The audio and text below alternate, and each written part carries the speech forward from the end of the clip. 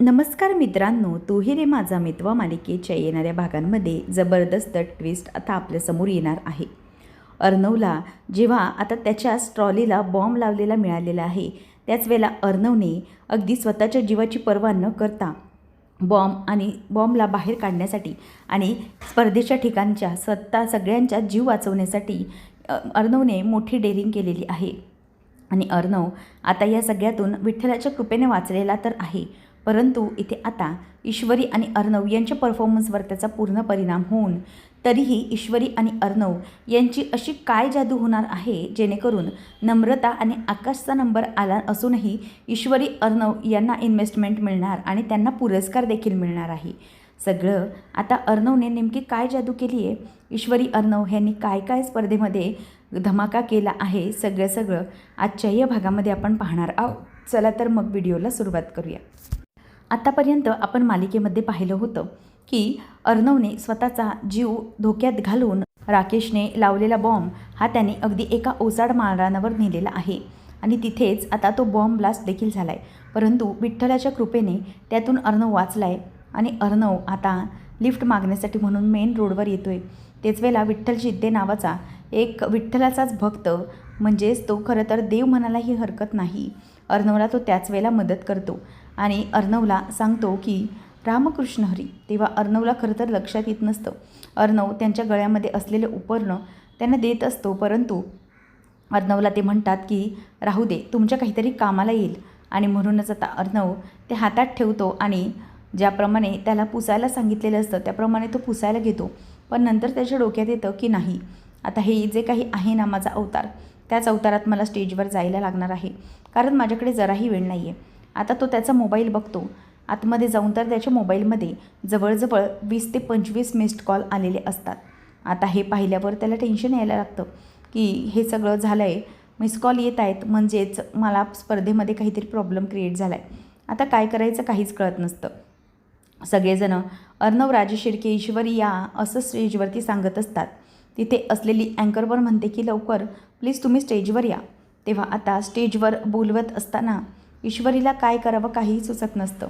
जवळजवळ 5 ते 6 वेळा ती नाव कॉल करते की मिस्टर राजेशिर्के प्लीज तुम्ही स्टेजवर या, otherwise you will be disqualified, असं म्हणून आता ती सारखा आवाज देत असते.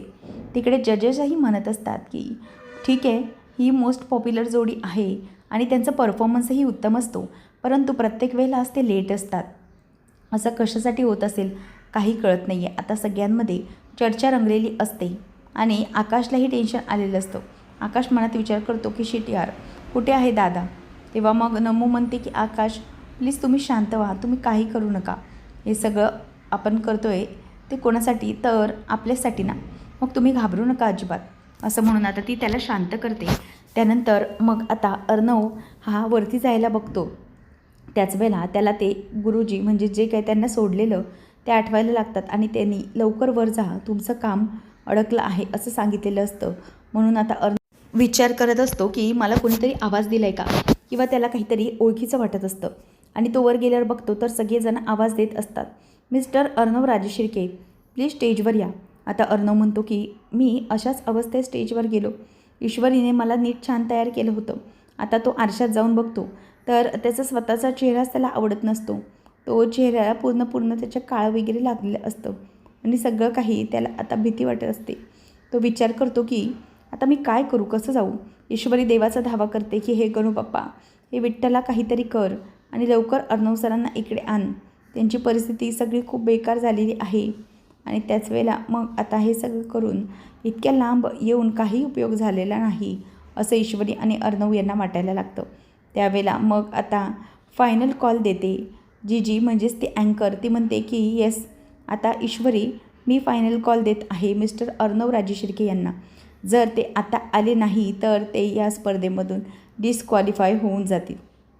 असं म्हटल्यानंतर आता ईश्वरी रिक्वेस्ट करते. ती म्हणते की हे बघा मॅडम, मी हात जोडते, म्हणजे किती काही झालं तरीही तुमचा तो मान आहे, मी तुम्हाला झुकायचे म्हणून झुकत नाही, पण प्लीज आम्हाला एक संधी देण्यात यावी. ही संधी दिली ना तर मी रिक्वेस्ट करते की मी कधीही डिसअपॉइंट करणार नाही.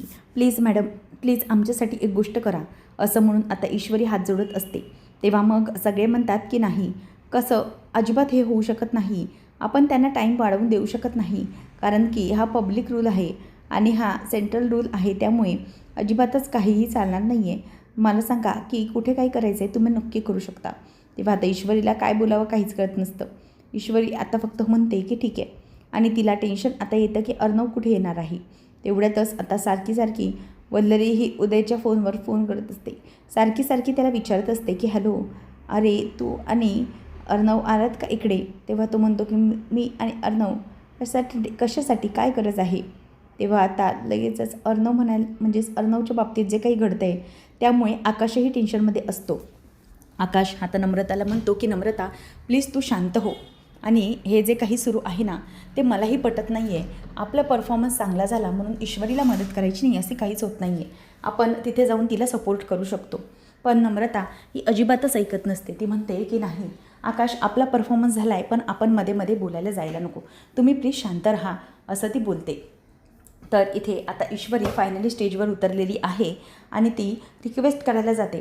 ती म्हणते की सर्वप्रथम मी सगळ्यांना जजेसला सॉरी म्हणते की परफॉर्मन्स हा दोघांचा होता, परंतु तरीही मला तो जमलेला नाही आहे. म्हणजे काही प्रॉब्लेम झाला आहे, त्यामुळे मी एकटीच इथे परफॉर्म करण्यासाठी आलेली आहे. तेव्हा मग आता जजेस वगैरे बोलतात, पण तुमचा हा परफॉर्मन्स तर ड्युअल असायला हवा होता. ईश्वरी म्हणते की हो मॅम, तोच प्रॉब्लेम झालेला आहे. ॲक्च्युली मलाही माहीत नाही आहे की अर्णव सर कुठे आहेत ते, त्यामुळे सगळं आहे. पण प्लीज म्हणजे मी माझी एकटी जे काही सादरीकरण करते आहे तेवढ्यातच आता तिथून आवाज येतो, 1 मिनिट मिस इंदोर थांब. आता सगळेजणं बाहेरच्या दिशेने बघायला लागतात की नेमका आवाज कोणी दिलेला आहे. तो आवाज असतो स्वतः अर्णवचा. आता सगळेजणं मागे वळून बघायला लागतात. मागच्या बाजूने सगळे लाईट्स अगदी डिम झालेले असतात. ईश्वरी पण त्या मागच्या प्रकाशाकडे बघायला लागते आणि ईश्वरी आता बघून तिचे डोळे अगदी चमकतात, कारण की स्वतः अर्णव आलेला असतो. अर्णवच्या अंगाला संपूर्णपणे जो ब्लास्ट झालेला असतो त्याचा काळा धुरामुळे त्याचं पूर्ण अंग काळं झालेलं असतं. पण ईश्वरीचं त्याच्यावरचं प्रेम तसुबरेही कमी होत नाही. ती फक्त त्याच्याकडे प्रेमाने बघते आणि अर्णवने आता विठ्ठलासारखी अगदी योग्य वेळी येऊन ईश्वरीला साथ दिलेली असते. आणि ईश्वरी विठ्ठल देवाचंच नाव घेताना बरोबर अर्णव तिथे आलेला असतो. आता अर्णव आल्याबरोबर सौदामिनी आणि वल्लरी दोघीजणीही अगदी डोळे फाडून त्याच्याकडे बघायला लागतात, कारण अर्णवला संपवण्याचं सगळं प्लॅनिंग हे राकेशने केलेलं होतं. परंतु अगदी योग्य वेळेमध्ये नेमकं काय झालं की अर्णव इथे वाचला आणि तो इथे कसा आला असं त्या दोघींना आता टेन्शन यायला लागतं. त्या दोघीही तिकडे बघायला लागतात. तेव्हा आता अर्णवची जी काही हालत झालेली असते ते पाहून घरातल्या सगळ्यांनाही टेन्शन येतं. यांचं झालं तरी काय, ईश्वरी अशा अवतारामध्ये आली आणि आता अर्णवही असा आला आहे, नेमकं काय झालं आहे कोणाला काहीही कळत नसतं. तेव्हा मग जजेस पण बघत राहतात ईश्वरी आणि अर्णव हे दोघंजणी आज अशा अवतारात का आलेत. तेव्हा आता लगेचच ईश्वरीबरोबर तो मागून उभा राहतो. आता ईश्वरीच्या हातामध्ये तिने ट्रॉली आणलेली नसते, तिने तिच्या गावरान पोशाखाप्रमाणे टोपली जेवणासाठी आणलेली असते. आता ते दोघंजणही त्यांचं जे परफॉर्मन्स ठरला आहे त्याप्रमाणे सादर करत असतात. आता ईश्वरी विठ्ठल देवाला हाक मारत असते, विठ्ठला कुठं राहिलास रे तू. तेव्हा मागून मग अर्णव येतो आणि अर्णव मागून म्हणतो की मुली कशाला चिंता करतेस, हा काय तुझा विठ्ठल येऊन इथं उभा आहे. कुठल्या अवतारात आणि कसा येईल कोणालाही सांगता येणार नाही. विठ्ठल जय हरी विठ्ठल असं अर्णव बोलायला लागतो. तेव्हा मग आजी आणि मामा म्हणायला लागतात की नक्की काय झालं आहे, म्हणजे कळत नाही आहे, पण ठीक आहे आपण बघूया आता नेमकं परफॉर्मन्समध्ये काय घडतं आहे ते. असं म्हणून आता इथे आजी आणि सगळेजण त्यांच्याकडे चकित होऊन बघतच राहिलेले असतात, कारण की ईश्वरी आणि अर्णव यांचं काही वेगळं सुरू असतं. तर इथे आता अर्णव हा बघायला लागतो आणि ईश्वरी म्हणते की तुम्ही कुठे होतास विठ्ठला, मी किती वाट बघितली तुमची. तेव्हा मग अर्णव आता तिथून बोलायला लागतो की हो, मी माझ्या रुक्मिणीसाठीच गेलो होतो. जे काही आयुष्यातल्या पिढ्या आहेत ना ते सगळ्या पिढ्या बाजूला सारून माझ्या रुक्मिणीसाठीच आलो आहे मी, आणि तुझ्यासाठीच इथे आलो आहे बघ. असं म्हणून आता दोघंजणं एकमेकांकडे बघत असतात आणि विठ्ठल रुक्मिणी हे दोघंजणही अगदी साध्या वेशामध्ये, म्हणजे खरं तर अर्णवला जे उपरणं हे दिलेलं असतं ते खुद्द विठ्ठलानेच दिलेलं असतं, आणि त्या उपरणाला आता तो हात लावून म्हणजे स्वतःच म्हणत असतो की देवाचं आहे लेणं, आणि देव जे काही देतो ते कधीही कोणाला चुकत नसतं.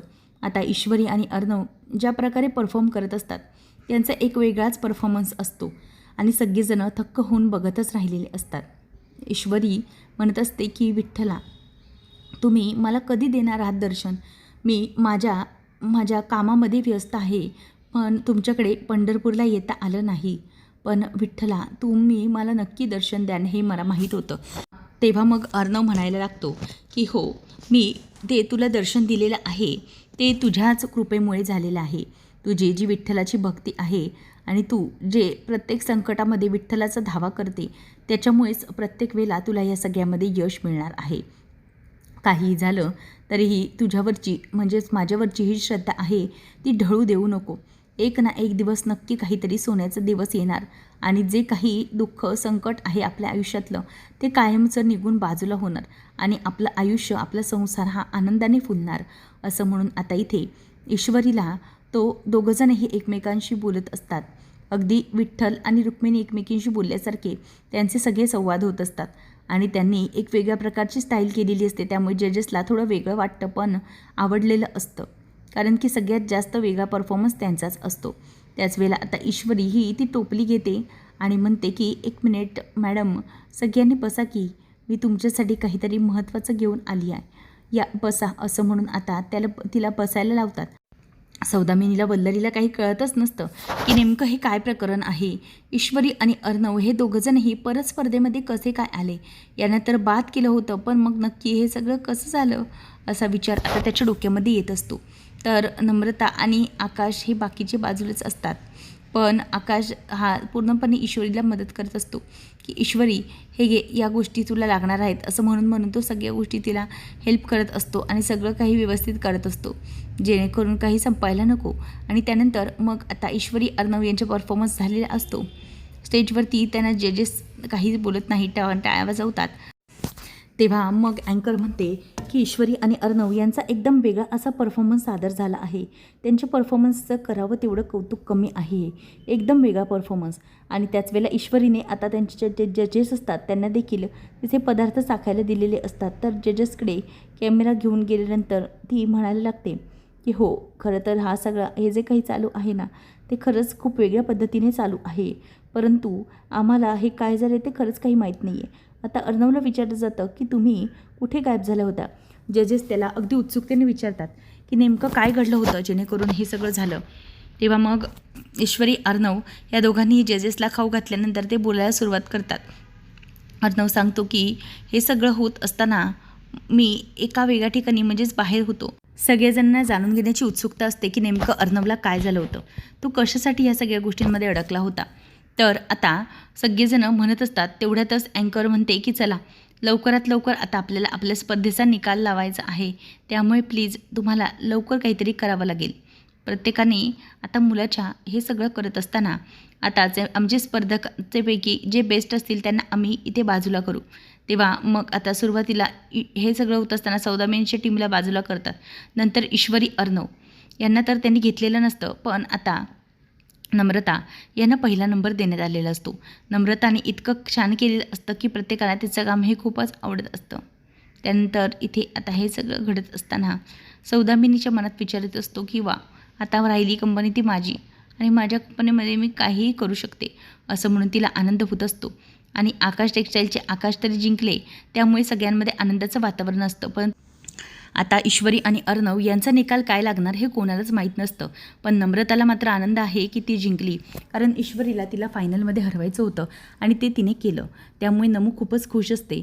परंतु इथे नम्रताचा जो आनंद असतो तो खरं तर आजीला आणि अंजलीला अजिबात आवडलेला नसतो, कारण नम्रता एका वेगळ्याच पद्धतीने हसत असते आणि ईश्वरीकडे बघत असते, जेणेकरून सगळीकडे आता सगळे तिच्याकडे बघतच राहिलेले असतात. तेव्हा जजेस हे अर्णवला विचारतात, पण एक गोष्ट प्लीज सांगाल का की नक्की काय प्रॉब्लेम झाला होता? एवढं तर नक्की लक्षात येते की काहीतरी तुमच्या परफॉर्मन्सच्या दरम्यान प्रॉब्लेम आहे, पण मग नक्की काय झालं होतं? त्यावेळेला मग अर्णव सगळं काही सांगायला जातो. तेव्हा अर्णव सांगायला सुरुवात करतो की एक व्यक्ती होती जिने आमचं जी ट्रॉली आहे त्या ट्रॉलीच्या म्हणजे साहित्य ठेवण्याची ट्रॉली खाली बॉम्ब लावला होता आणि तो मी बाहेर घेऊन गेलो होतो, कारण की जर इकडे त्याचा स्फोट वगैरे झाला असता तर आणखी प्रॉब्लेम झाला असता. त्यामुळे मी त्याला बाहेर घेऊन गेलो, परंतु देवाच्या कृपेने मी तिथे वाचलो. आता हे सगळं जेव्हा अर्णव सांगतो तेव्हा मात्र हे ऐकून जजेसला जबरदस्त असा धक्का बसतो, कारण की अर्णवने आता स्वतःचा जीव धोक्यात घालून तिथे उपस्थित असलेल्या सगळ्यांचा जीव वाचवलेला असतो. म्हणूनच आता तिकडे सगळे असलेले आणि जजेस हे निकाल फिरवण्याची विनंती करतात. म्हणजेच हे सगळं जे बक्षीस डिझर्व करतात ते ईश्वरी आणि अर्णव आहे. त्या दोघांनीच या स्पर्धेला खरे 4 चांद लावले आहेत. त्यामुळे आता ईश्वरी आणि अर्णव यांनाच जिंकवा किंवा त्यांच्या हातातच ट्रॉफी गेली पाहिजे असं आता सगळेजण कौतुक करत असतात. नेमकं आता पुढे काय घडणार आहे? नम्रताचा पुन्हा आता इथे पचका झालेला दिसतोय. असेच अपडेट जाणून घेण्यासाठी चॅनलला नक्की सबस्क्राईब करा. धन्यवाद.